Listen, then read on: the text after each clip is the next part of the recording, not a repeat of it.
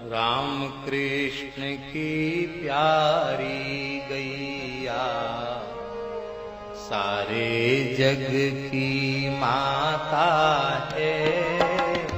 राम कृष्ण की प्यारी गैया सारे जग। कहते बलि ने भी साधु पद है, ध्यान से सुने, बलि ने भी साधु चरणामृत लिया था। ये साधु चरणामृत क्या है? बलि के द्वारा लिया गया। सबसे बड़े साधु तो भगवान ही बन के आए, वामन भगवान, उनका चरणामृत धो के पिया। दूसरे परम भागवत महाभागवत श्री प्रहलाद जी के चरण धो करके पीते हैं बलि, अपने बाबा के चरण। वो बाबा महान भगवान के भक्त, प्रहलाद जी का पौत्र है ना बलि, इसलिए अपने बाबा का सत्संग करके उनका चरणामृत लेके बलि आत्मसमर्पण भक्ति के आचार्य बने। भक्ति में प्रहलाद जी से आगे बढ़ गए बलि। हाँ, प्रहलाद जी ने कहा, हमारे मन में बड़ा अभिमान था इस बात का कि मैं कितना भाग्यशाली हूं। न ब्रह्मणो न तु भवस्य न वैरमाया यन्मेर पिता शिरसि पद्मकर प्रसाद।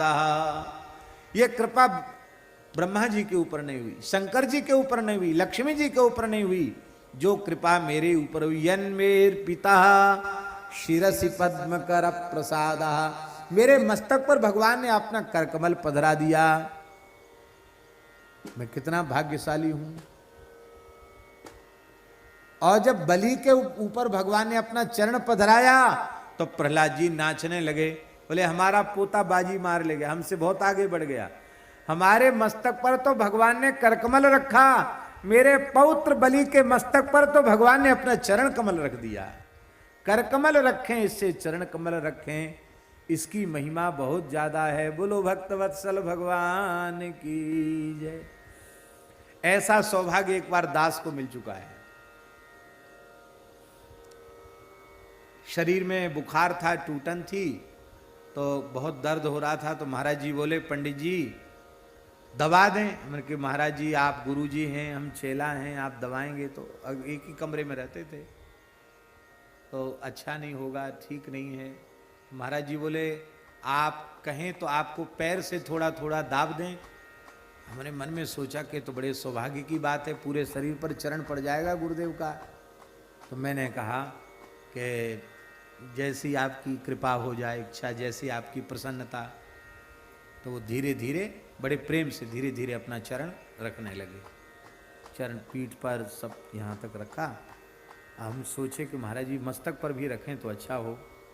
हमने कहा महाराज जी आपके चरण के स्पर्श से सब एकदम दर्द ठीक हो गया, थोड़ा मस्तक बहुत भारी है, इस मस्तक पर हो। नहीं नहीं, ब्राह्मण साधु ब्रह्मचारी वैष्णव इनके मस्तक पर पैर नहीं रखते हैं।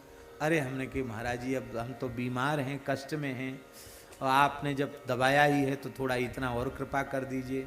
बोले अच्छा चलो ठीक है, जैसी तुम्हारी प्रसन्नता। तो सिर पे भी उन्होंने अपना चरण पधराया और फिर हम सीधे हो गए। मैंने कहा महाराज यहाँ तो रहेगी, यहाँ थोड़ा दबा दी। तब चरण वहाँ भी रखा। हमने कि चलो ये बीमारी बड़ी भगवान की कृपा बन के आई। ऐसे तो गुरु जी का सर्वांग में चरण स्पर्श होता नहीं, पर आज इस बुखार ने बड़ी कृपा की, महाराज जी का चरण स्पर्श प्राप्त हो गया।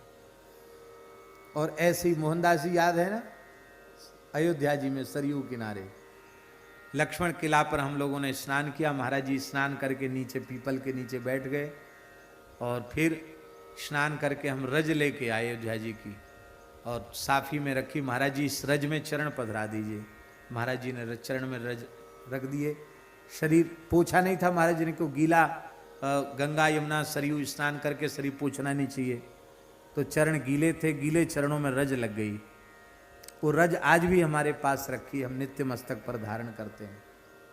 तो वो रज जो है, अब चरणों में रज लगी थी, तो हमने कहा महाराज जी अब कपड़ा गमछा सब गीला, तो हमने महाराज जी के चरण मस्तक में रखकर जटाओं से उनकी रज को पूछा। महाराज जी बड़े संकोच में तो रहते ही थे, लेकिन बस वो मुस्कुराते ही रह गए। तो ये वस्तुतः गुरु और भगवान में भेद क्या है? हम तो ये समझते हैं भगवान के ही चरण हमें इस रूप में प्राप्त भये। बोलो श्री सद्गुरु भगवान की।